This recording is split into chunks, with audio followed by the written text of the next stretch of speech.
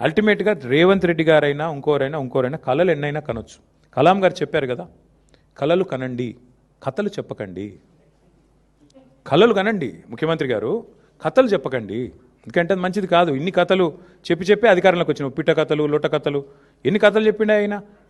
Petrol diesel మీద కేసీఆర్ గారు 32 రూపాయలు తీసుకుంటాను లీటర్ అని చెప్పిండు. మరి నీకేం రోగం పుట్టింది? తగ్గి. ఇప్పుడు వద్దన్నా నేను, మేము వద్దంటున్నావా? తగ్గి.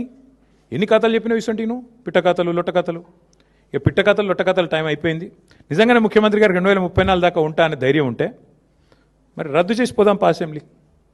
చలో రద్దు చేయి, ఎన్నికలకు పోదాం, ప్రజలు తీర్పిస్తారు. నీకు నిజంగా అంత కాన్ఫిడెన్స్ ఉంటే, ప్రజల్లో అద్భుతమైన పరిపాలన ఉందని, రద్దు చేయిపోదాం. మేము రాజీనామా చేస్తాం, మీరు కూడా రాజీనామా చేయండి. బీజేపీ వాళ్ళు చేసినా చెప్పినా ఆటోమేటిక్గా డిజాల్వ్ అయిపోతుంది.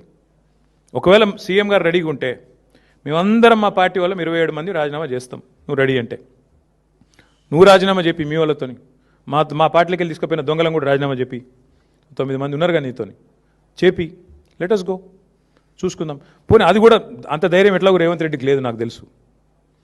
నేనేడన్నా అది తప్పించుకుంటాడు. పోనీ మా దాంట్లోకి వెళ్ళి తీసుకుపోయిన దొంగలన్నా రాజీనామా చెప్పి 9 మంది అదైనా చూద్దాంపా. ఇంత ప్రజానాయకుడివి కదా నువ్వు, చెయ్యి, వెల్కమ్.